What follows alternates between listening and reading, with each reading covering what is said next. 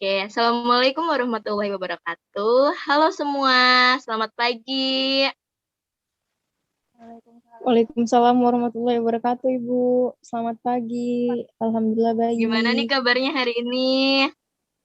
Alhamdulillah. Oke, Alhamdulillah. Ada gangguan nggak pagi-pagi tentang sinyal dan lain sebagainya? Itu ada gangguan tidak ya? Enggak, Ibu. Oke, bagus deh, Alhamdulillah. Oke, sekarang kan kita adalah pertemuan pertama. By the way, ada yang udah kenal Ibu belum nih? Sebelum Ibu memperkenalkan diri. Belum, Bu. Kayaknya belum ada ya. Belum, Oke, Bu. berarti Ibu mau Belum. memperkenalkan diri dulu. Nama Ibu Monica Damayanti dengan latar belakang pendidikan program pendidikan sejarah. Ibu di sini akan mengajar mengenai mata pelajaran sejarah Indonesia. Di sini Ibu akan membahas mengenai peran peran tokoh nasional dan daerah tentang perjuangan pergerakan kemerdekaan. Uh, Ibu share screen-nya dulu ya, tunggu sebentar.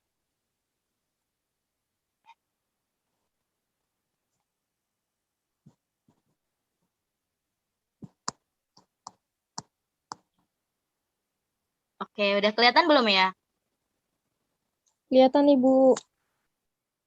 Oke, ya seperti yang tadi sudah Ibu bahas, di sini Ibu akan membahas mengenai peran tokoh nasional dan daerah dalam memperjuangkan pergerakan kemerdekaan.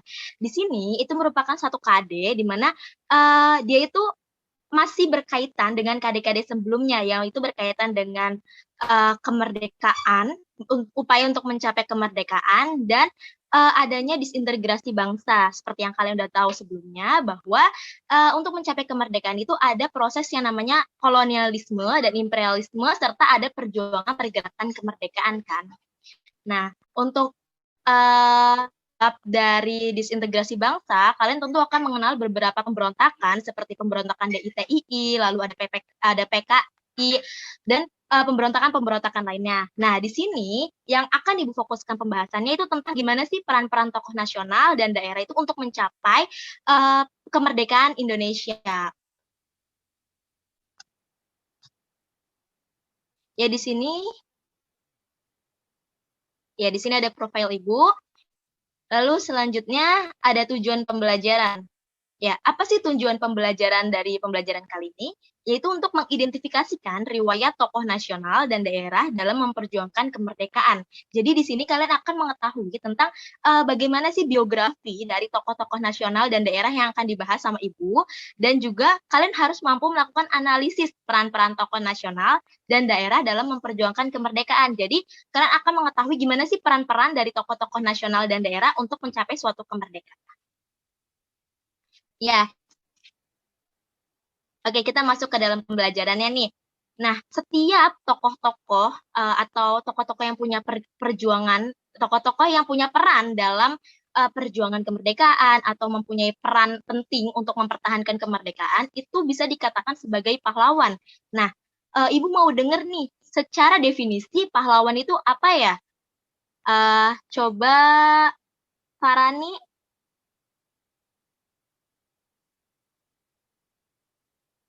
Keluar ya? Oke. Ya udah coba deh ini pahlawan itu apa ini? Izin jawab, Ibu. Pahlawan itu seseorang yang mengorbankan dengan gagah berani untuk kemerdekaan Indonesia. Terima kasih, Ibu. Iya, ya benar sekali apa yang dikatakan oleh Aini Rahmatillah ini ya. Jadi pahlawan itu adalah tokoh atau seorang yang emang dia tuh punya keberanian untuk melawan imperialisme, kolonialisme, atau untuk mempertahankan kemerdekaan. Dan setiap pengorbanan itu untuk kepentingan bangsanya. Si pahlawan ini itu tuh dia rela loh untuk mempertaruhkan apa yang dia miliki, baik itu nyawanya, harta bendanya, bahkan kedudukannya, bahkan mereka pun rela untuk pada saat zaman kolonialisme dan imperialisme itu mereka rela untuk diasingkan dari daerahnya seperti itu. Jadi bisa dikatakan bahwa pahlawan itu memiliki jasa yang sangat besar banget untuk bangsa Indonesia. Nah, pahlawan ini kan ada banyak banget ya, ada yang dinamakan dengan pahlawan nasional, ada pahlawan revolusi, ada pahlawan pergerakan nasional. Nah, itu tuh orang-orang penting, semua itu orang-orang penting yang memiliki peranan untuk mempertahankan dan memperjuangkan bangsa. Walaupun semuanya itu memiliki perannya, tapi nggak semuanya itu bisa dikatakan sebagai pahlawan nasional. Kenapa? Karena pahlawan nasional itu punya kategori-kategori tertentu. Kenapa dia bisa dikatakan sebagai pahlawan nasional seperti itu. Nah, di sini Ibu akan memfokuskan pada pembelajaran kita mengenai salah satu tokoh yang ada di gambar ini. Nah, siapa yang tahu nih? Ini tokoh siapa? Aini mau jawab? Ya Bu, saya mau jawab Bu. Ini Ahmad Subarjo, Menteri Luar Negeri pertama Iya. di Indonesia. Ya, benar sekali. Ahmad Subarjo, lengkap banget ya jawaban dari Aini. Dia itu adalah salah satu menteri pertama Indonesia di awal kemerdekaan pada tahun 1945. Beliau ini adalah Ahmad Subarjo. Kita next slide dulu ya. Nah, setiap orang-orang penting, sebenarnya nggak orang-orang penting aja sih, pasti kalau kita berbicara tentang satu orang nih, kalian akan mencari tahu dia lahir di mana sih, dia orang mana, asalnya dari mana kayak gitu kan. Nah, di sini kita akan membahas tentang biografinya sama karirnya. Gimana sih karir dari Ahmad Subarjo sama biografinya dia. Dia lahir di mana, orang tuanya siapa, seperti itu. Oke, kita yang pertama, biografi dari Ahmad Subarjo. Dia adalah seorang pemuda kelahiran dari Truk Jambe Karawang 23 Maret 1896. Perlu kalian ketahui bahwa Ahmad Subarjo merupakan 3 orang bersaudara dan terlahir dari pasangan suami istri, ayahnya bernama Teguh Umar Yusuf dan ibunya Waridinah. Oke, selanjutnya kita akan membahas tentang karirnya. Oke, kita akan membahas tentang karirnya. Karir dari Ahmad Subarjo itu cukup cemerlang ya. Kalian perlu ketahui untuk di periode tersebut di sekitar tahun 800-an sampai 900-an, di periode-periode seperti itu aja Ahmad Subarjo merupakan salah satu tokoh yang memiliki pendidikan yang cukup tinggi, di mana dia merupakan siswa yang lulusan dari ELS atau Europe's Leger School dan Hoger Burger School Connellings, dan dia juga menempuh pendidikan di Universitas Leiden di Belanda. Nah, selama menempuh pendidikan di Universitas Leiden, ternyata itu Ahmad Subarjo aktif dalam organisasi-organisasi seperti organisasi perkumpulan mahasiswa di Belanda, dan ketika itu dia juga aktif dalam Jong Java. Jadi dapat dilihat bahwa Ahmad Subarjo itu merupakan tokoh yang aktif dalam pergerakan nasional. Dia aktif dalam perhimpunan seperti Indisvereniging. Kalau kalian tahu, Indisvereniging itu perhimpunan Indonesia yang ada di Belanda. Lalu dia juga aktif dalam Jong Java dan Trikoro Darmo. Keaktifan yang ditunjukkan oleh Ahmad Subarjo ini ternyata memberikan menjadi titik awal pergerakan-pergerakan si Ahmad Subarjo di dunia perpolitikan seperti itu.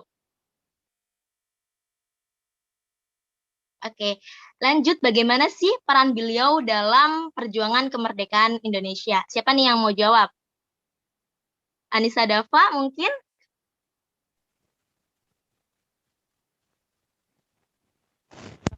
Kalau yang saya tahu, Ahmad Subarjo ini termasuk tokoh dalam BPUPKI. Anissa Dava, suaranya sudah terdengar? Tes, apa terdengar? Ya, sudah. Oke, maaf Ibu. Jadi yang saya tahu, Ahmad Subarjo ini tokoh dalam organisasi BPUPKI dan juga PPKI, di mana kedua organisasi ini sama-sama mempersiapkan kemerdekaan Indonesia dan juga mempersiapkan hal-hal yang berkaitan dengan terbentuknya suatu negara, termasuk seperti Undang-Undang Dasar ya 1945.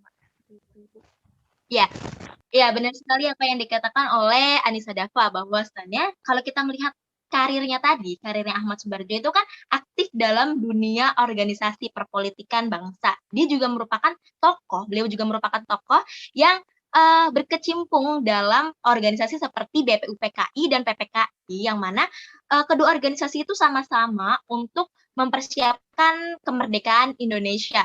Nah, jika kita melihat bagaimana sih peran dari Ahmad Subarjo, kita bisa melihat bagaimana seperti yang tadi sudah Aini katakan, bahwa Ahmad Subarjo itu merupakan Menteri Luar Negeri pertama ketika Indonesia mulai merdeka, yaitu 1945. Lalu selanjutnya, ketika Indonesia merdeka, kan Indonesia tidak langsung diakui oleh dunia internasional seperti negara-negara merdeka pada umumnya. Pada awal kemerdekaan itu pasti mereka itu belum dikenal oleh negara-negara lainnya. Oh, negara yang tadinya dijajah ini sudah merdeka loh. Nah, peran penting yang dilakukan oleh Ahmad Subarjo adalah dia mengumumkan bahwa Indonesia saat itu tuh sudah merdeka. Indonesia sudah merdeka, dia mengumumkannya lewat mana? Mengumumkannya lewat media yang dia tulis, lalu dia ucapkan, dipidatokan seperti itu. Jadi dia sampaikan di forum internasional bahwasannya bangsa Indonesia itu sudah merdeka dari imperialisme. Selanjutnya, jika kita melihat tentang proklamasi kemerdekaan pada tanggal 17 Agustus, kita melihat bahwasannya akan ada proses penyusunan naskah proklamasi. Nah, teks proklamasi tersebut disusun oleh Ahmad Subarjo, Soekarno, dan juga Mohatta. Nah, Ahmad Subarjo ini memiliki peran yang penting di mana beliau itu menuangkan gagasannya dalam kalimat pertama dalam teks proklamasi tersebut. Lalu selanjutnya, Ahmad Subarjo pula menjadi perwakilan Indonesia dalam Liga Menentang Imperialisme dan Kolonialisme di Brussel dan Jerman. Di Brussel itu yang pertama, konferensi yang pertama, dan di Jerman yang kedua. Seperti itu. Oke. Ini adalah sesi terakhir, di mana Ibu sudah memberikan beberapa pertanyaan dan tugas melalui via GCR ya, atau Google Classroom. Silahkan kalian isi, dan kalian jangan lupa untuk mengisi link presensi. Sebelumnya, terima kasih sudah ikut dan berpartisipasi dalam kelas kali ini, dan Ibu harapkan materi-materi yang kali ini kalian terima dapat bermanfaat dan dapat memberikan implementasi bagi kehidupan kalian untuk mempertahankan kemerdekaan di era modern seperti ini. Oke, Ibu akhiri ya. Assalamualaikum warahmatullahi wabarakatuh. Waalaikumsalam warahmatullahi wabarakatuh. Terima kasih, Ibu. Waalaikumsalam warahmatullahi Ya, sama-sama, wabarakatuh. Ibu.